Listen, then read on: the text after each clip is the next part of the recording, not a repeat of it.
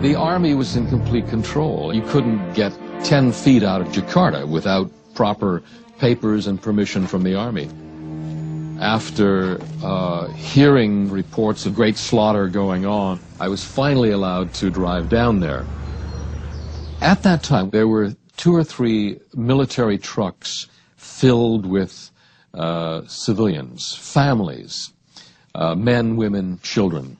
And we were told these were communist suspects. This wasn't something I was supposed to see. But I can recall that day there were something like 2,000 people just in that one day being rounded up and taken to a central holding place. One of the most amazing things was that you had a major, massive communist movement done in with weaponry and power and force that was contributed by the Soviets, which is, there's a tremendous irony in that. And we can't help but take a certain satisfaction in that.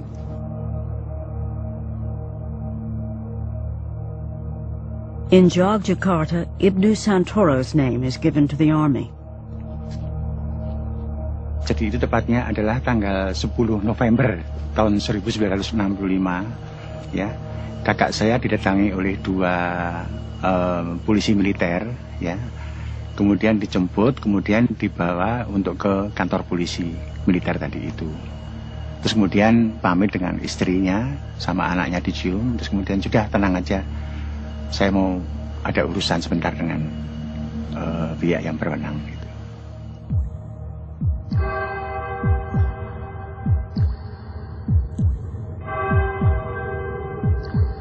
Ibnu Santoro is taken to this interrogation center, only a few hundred meters from his house.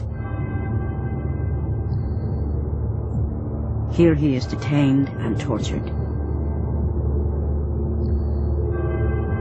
Kalau ditahan di situ, kemudian tiap hari dia datang mengantar makanan, minuman, pakaian, juga rokok. Setelah itu, kemudian selang beberapa bulan, ya, itu kita mau ke sana, sudah dikatakan bahwa Ibnu Santoro sudah tidak ada di situ lagi.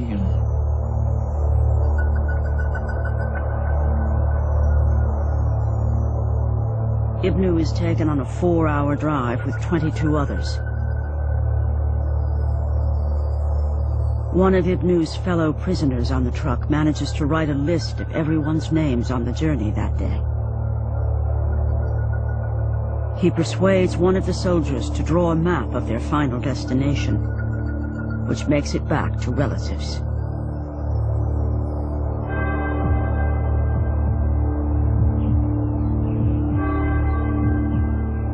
Ibnu is taken to a forest near the village of Kaliwiro, where a hole has been prepared. Here he is shot in the back of the head.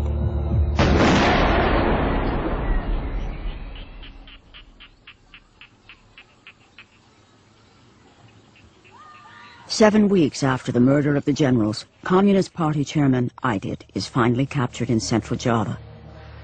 He's forced to sign a confession and is then executed on General Soeharto's personal orders.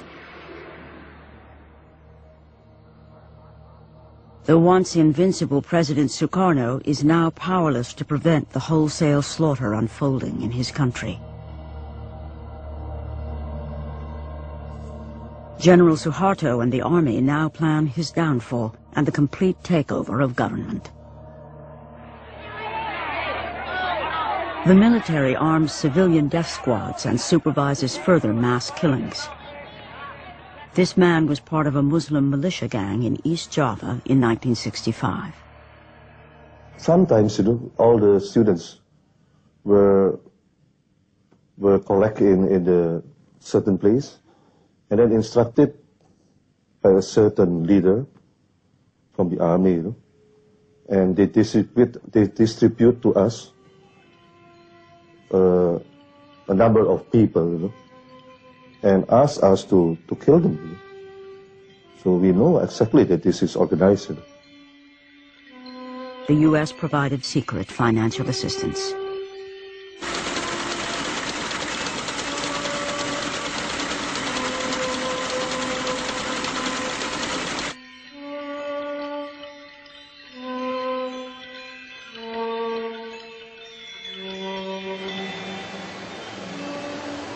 I saw many broken bodies and many pieces, torsos, legs, arms, floating in the canals. And this went on day after day, night after night. Hundreds of them.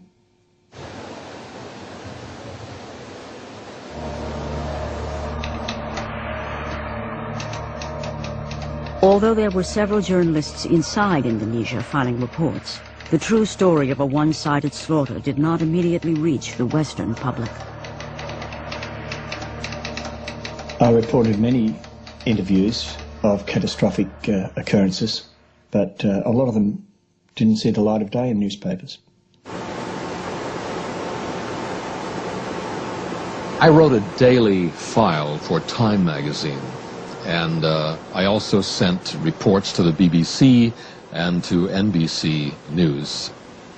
Most of my material was going through other journalists who were staff people in Singapore, and they would edit my stories, discard my stories, because they didn't believe them. It's incredible that they could second guess and kill my stories that I was gathering on the spot. In the mid-1960s, at the height of the Cold War in Southeast Asia, stories that might engender sympathy for communists were not welcome. In this context, most newspapers and broadcasters reported the Army's death squads as engaged in a civil war. There really was no sense that there was a centrally organized slaughter of alleged communists.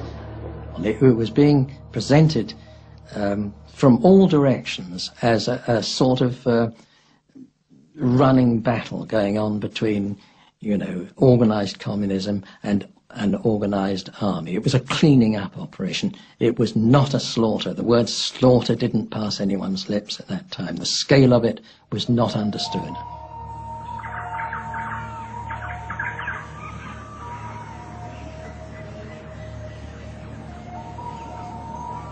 On the island of Bali, the Army laid the groundwork for communal butchery. Propaganda teams toured the countryside, spreading stories of PKI plans for women to seduce and castrate soldiers to obtain weapons.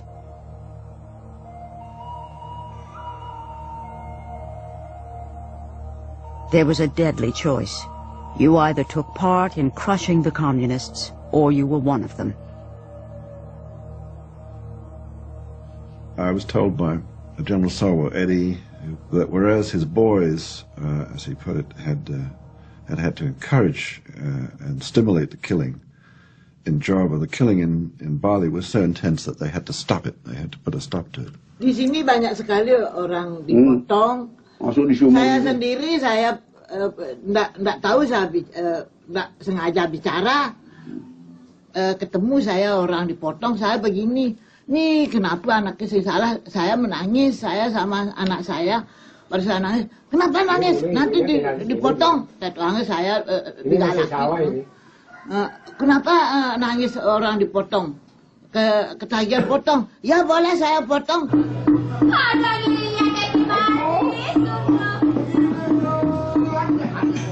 Today, the tourist brochures sell Bali as an exotic paradise.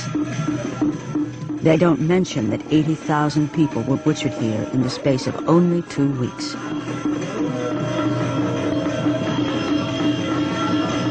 From the West point of view, the bloodbath had begun as an opportunity to see an end to Soeharto and the communists.